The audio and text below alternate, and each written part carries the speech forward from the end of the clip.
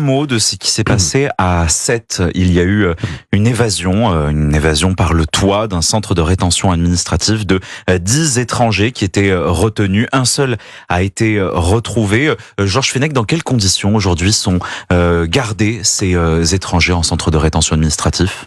Si vous voulez, d'abord, il y a on parle souvent de la surpopulation carcérale, mais il y a aussi une surpopulation de retenus administratifs, puisqu'il doit y avoir, de mémoire, 2000 à peu près places en centre de rétention administrative, les fameux CRA.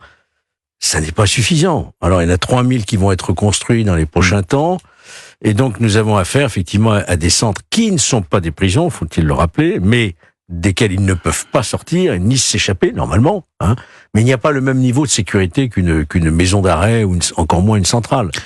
Et donc, ça pose vraiment, c'est pas la première fois que ça se produit, il n'y a pas si longtemps que ça s'était déjà produit.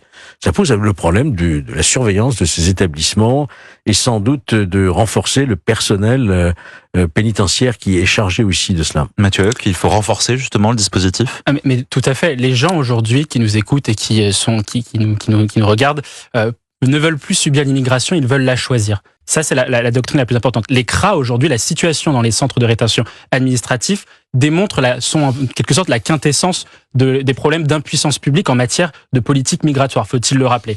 On nous dit il n'y a pas assez de place aujourd'hui en CRA parce qu'il y a justement trop d'OQTF. Mais pourquoi il y a trop d'OQTF? Il faut prendre le problème à la racine. S'il y a trop d'obligations de quitter le territoire français, c'est parce que l'immigration en amont n'est pas suffisamment régulée aux frontières de la France et de l'Europe. Ça, c'est le premier élément. On nous dit ensuite les conditions de détention dans les CRA sont mauvaises parce que justement, les gens restent beaucoup plus longtemps en CRA qu'ils ne devraient l'être. Pourquoi? Parce que justement, il y a sur la question des OQTF un certain nombre de non-exécutions d'OQTF qui le sont par vice de procédure, parce que les procédures durent très longtemps. Nous, on a travaillé sur cette question-là au sein de notre think tank. On a 20% d'OQTF qui ne sont pas exécutés pour cause de vice de procédure.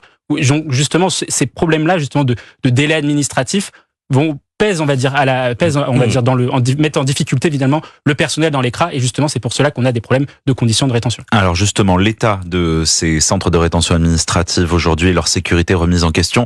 Écoutez l'analyse de Bruno Bartosetti, il est secrétaire national zone sud du syndicat de police Unité SGP.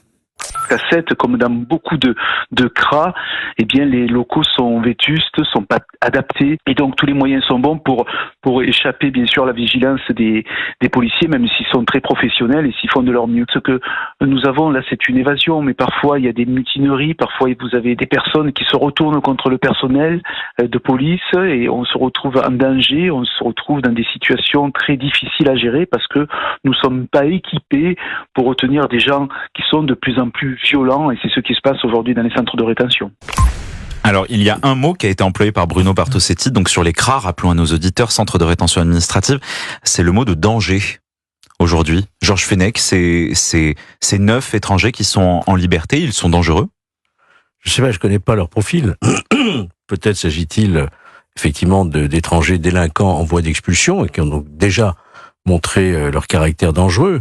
Je ne sais pas, il faudrait connaître leur profil, mais toujours est-il que des individus en fuite, ça présente toujours un danger, parce que pas de domicile, pas d'argent, et donc des tentations, évidemment, de la nécessité, si je puis dire, de s'en prendre au bien des autres, et peut-être de commettre d'autres infractions. Donc ils deviennent de ce fait un danger. Permettez-moi de rectifier, c'est effectivement la police qui est chargée de la sécurité et non pas la pénitentiaire, c'est les prisons, et ils sont totalement débordés, si vous voulez, totalement.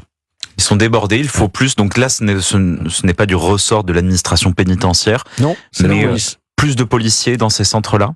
Oui, il faut plus de policiers, il faut renforcer les moyens, il faut plus de place également dans les centres de rétention administratifs. Le problème qu'il y a, si vous voyez, c'est que les gens restent longtemps aussi, comme je le disais. Pourquoi? Parce que justement, il y a un certain nombre d'associations qui sont pro-migration et qui justement entravent les OQTF. Lorsque je disais qu'il y a 20% des OQTF qui ne sont pas exécutés pour vice de procédure, c'est parce que vous avez des associations qui conseillent les personnes qui sont frappées d'une OQTF, justement pour pouvoir trouver le bon vice de procédure, le bon article qui permet justement de ne pas être expulsé. Et c'est tout l'enjeu aujourd'hui qu'il y a pour les pouvoirs publics, c'est comment vaincre l'impuissance publique en matière migratoire. Or là, pour l'instant, ce que l'on voit, c'est que rien n'a été fait pour pouvoir justement permettre au personnel des centres de rétention administrative de pouvoir justement garantir la sécurité des gens, parce qu'il faut le rappeler, si un étranger a été frappé par une OQTF, c'est que soit il est rentré en situation irrégulière, donc c'est ce qui quand même normalement devrait constituer un délit, soit il a été justement il a fait l'objet d'un délit, il a fait un crime, etc.